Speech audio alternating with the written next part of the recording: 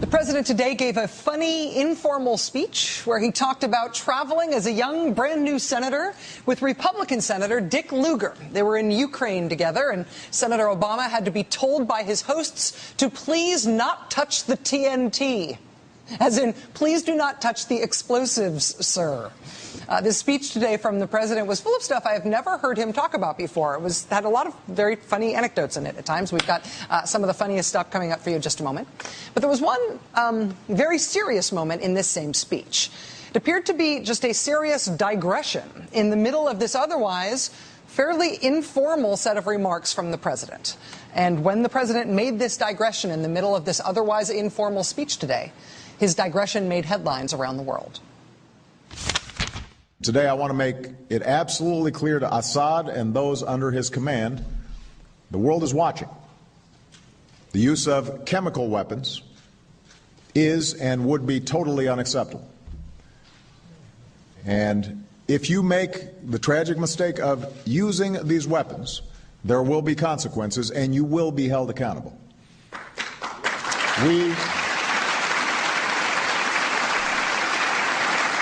There will be consequences. What will those consequences be? No one is saying, but everybody who's saying there are going to be consequences are saying it in a way that we are supposed to believe would be a very big deal. Listen. This is a red line for the United States. I'm not going to telegraph in any specifics what we would do in the event of credible evidence that the Assad regime has resorted to using chemical weapons against their own people. But suffice it to say, we are certainly planning to take action. Apparently, we are planning to take action. When a conflict has been going on somewhere in the world for a long time, it is sometimes hard to tell when a development in that faraway conflict, in that war, crosses the line into being a big deal, into being a big newsworthy thing for the whole world. What is maybe happening in Syria is one of those things that crosses that line. You can tell in part because both the President of the United States and the American Secretary of State today talked about it and threatened that the U.S. is going to act in response. Now, I do not know exactly what that means, and neither do you, but we are probably not talking about a sternly worded letter here.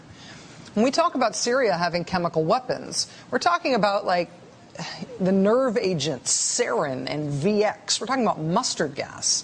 Do you remember the doomsday cult that released sarin gas in the Tokyo subway system back in the mid-90s? They killed 13 people. They seriously injured 50 people. They temporarily blinded something like 1,000 people.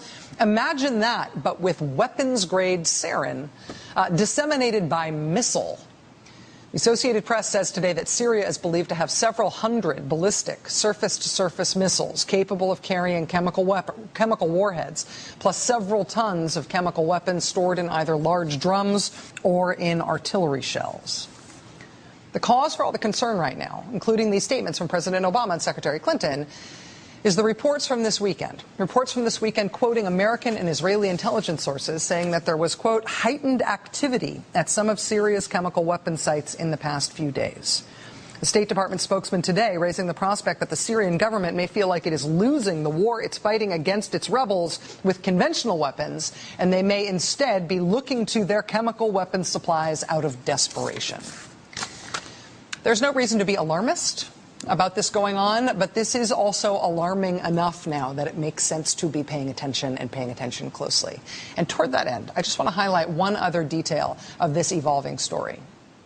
The last time the international community noticed unusual activity around Syria's chemical weapons sites, the last time the world basically freaked out that maybe the Syrians were going to gas their own people with sarin or VX or mustard gas, the last time this happened was in July.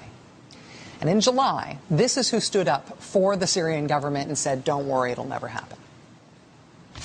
Any stocks of WMD or any unconventional weapon that the Syrian Arab Republic possess would never be used against civilian or against the Syrian people during this crisis, at any circumstances, no matter how the crisis would evolve, no matter how.